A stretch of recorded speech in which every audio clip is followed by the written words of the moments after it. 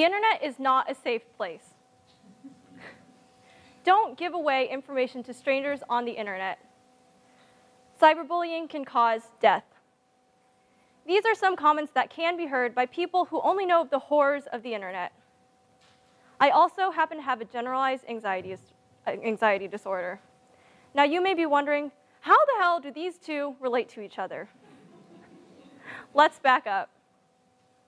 I remember myself as the coward and the scaredy cat of my class. Little Grace Khieu always had trouble making friends on the playground in elementary school. Class presentations were terrifying and they were nerve-wracking for me. Solo performances slowly became train wrecks for me in middle school and high school. I was, and still am, terrified of public speaking. This jumble of anxiety-triggering events hit its peak last year in my English class. When Mr. Brookhauser announced what we were going to do for the entire school year, I felt like I was doomed. I felt like he was trying to ruin my life by targeting one of my worst fears. I could go on about how terrible I thought everything was going to turn out, but here's the breakdown of what we had to do that year. 1, we had to make we had to make a presentation in front of the whole class.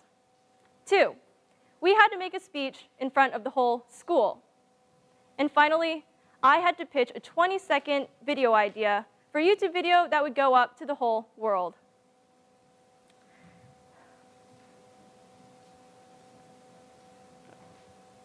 I'm also very clumsy.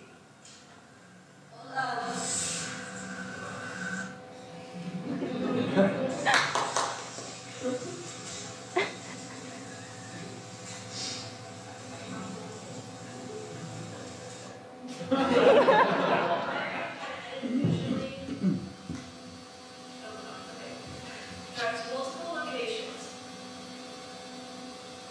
It's a documentary.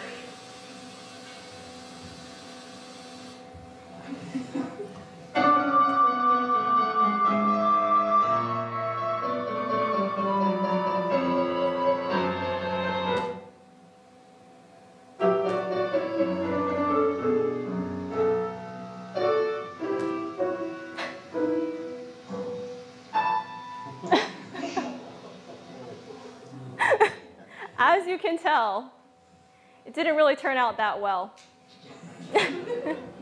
I either forgot a line, a paragraph, or even an idea. If that didn't happen, it was either a miracle or it just didn't happen at all. One of the major projects for sophomore year was the 20% project. This meant that you had to spend 20% of your class time working on whatever project you wanted to work on. I decided that I would make a documentary about our school's therapy dog. My goal for that project was to publish a finished documentary and get 100 views. I decided to promote it on Polyvore and YouTube, which had my largest audience, as well as YouTube. At that time, I thought my statistics were phenomenal. I had 5,000 followers on Polyvore and 9,000 combined followers on Tumblr. I also decided to start a YouTube channel.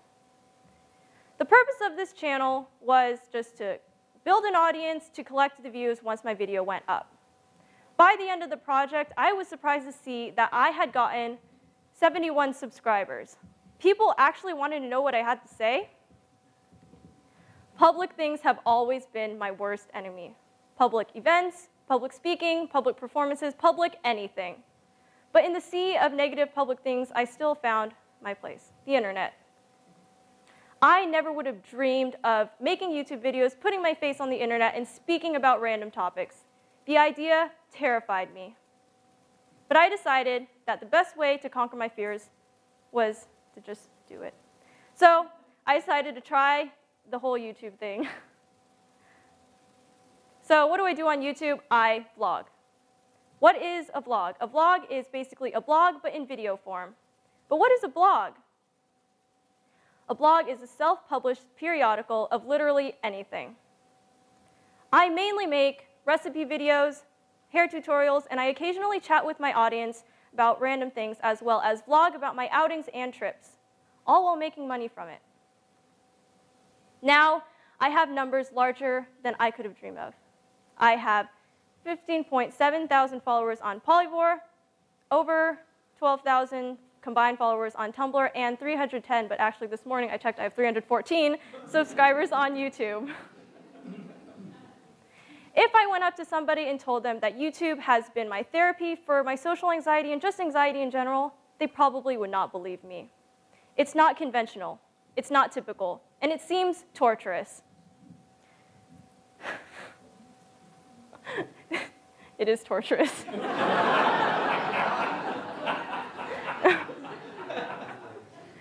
But in your life, you will come across many struggles. People are going to give you advice. Take it. But in the end, ultimately, it is up to you to pick yourself up and climb to the top. You just have to find your medium.